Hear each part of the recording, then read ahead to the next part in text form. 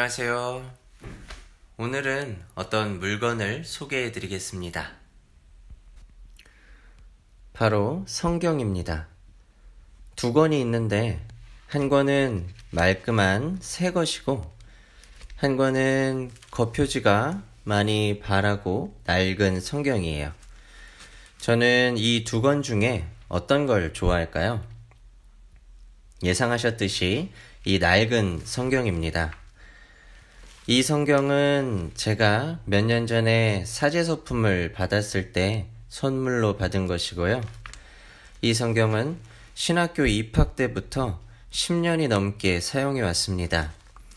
이 성경을 볼 때마다 열심했던 학생 시절이 떠올라서 지금의 저를 바로잡아 줍니다. 두 권은 분명 같은 성경이지만 의미는 전혀 다릅니다.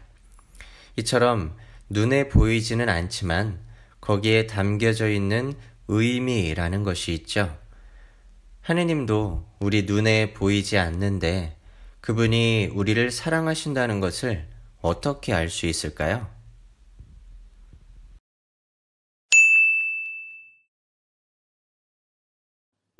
바로 오늘 배울 내용인 성사가 이것입니다.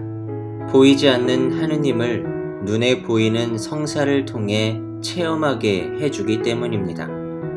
그리스도교 신자들은 이 성사를 통해 보이지 않는 하느님의 사랑을 느낄 수 있습니다. 곧 성사란 보이지 않는 하느님의 사랑을 체험하게 해주는 표징입니다. 예수 그리스도는 성사입니다. 우리가 하느님을 직접 볼 수 없기에 그분이 우리를 사랑하신다는 것을 쉽게 느끼지 못합니다. 그래서 하느님은 예수 그리스도를 세상에 보내셨습니다. 보고 만질 수 있는 인간으로 오신 예수 그리스도야말로 성사입니다. 그러나 예수 그리스도는 2000년 전에 돌아가셨기 때문에 지금 우리는 그분을 볼 수 없습니다. 그래서 그리스도께서는 교회를 세우셨습니다. 교회 안에는 전례와 성사를 통해 하느님을 체험할 수 있는 것들이 있습니다. 그러므로 교회도 성사입니다.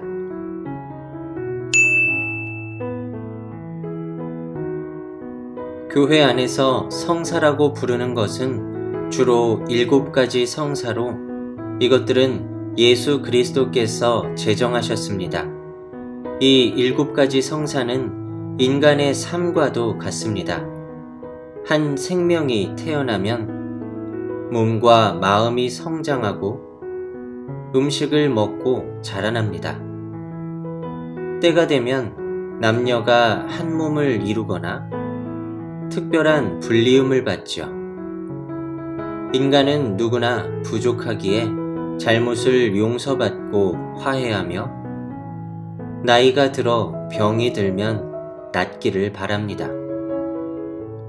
이렇게 7성사는 인간의 전 생애에 걸쳐 우리를 그리스도와 만나게 해줍니다.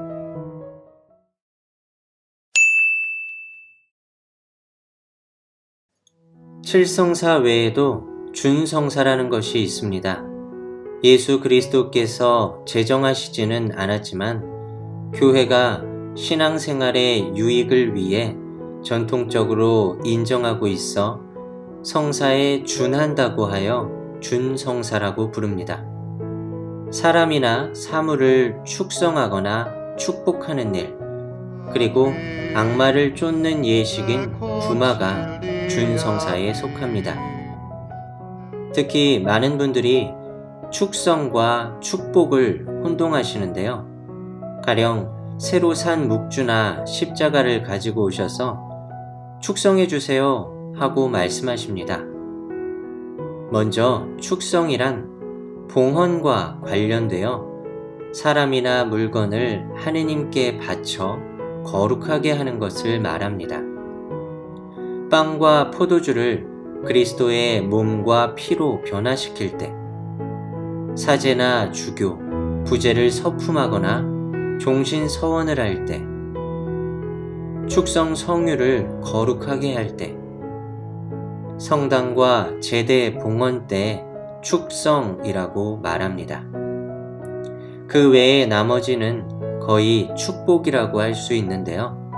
축복은 하느님께 복을 비는 것이고 하느님께서 복을 내려주시는 것을 강복이라고 합니다. 그러므로 묵주나 십자구상은 축성이 아니라 축복이라고 부르는 것이 맞습니다.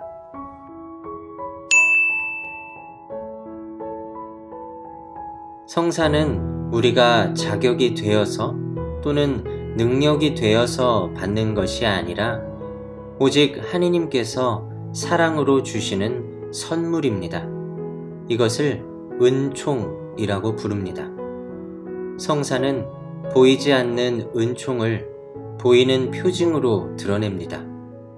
물과 기름, 빵과 포도주 같은 재료나 말과 동작들을 통해서 말이죠.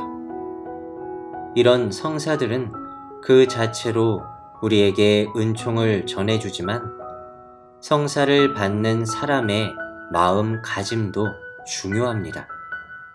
아무 생각 없이 성사를 받는 것과 성사의 의미를 잘 생각하고 정성된 마음으로 성사를 받는 것은 커다란 차이가 있겠죠.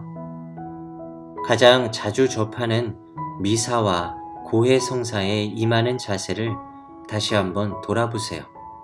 하느님께서 여러분을 어떻게 사랑하시는지 느껴보며 성사에 임해 보시길 바랍니다.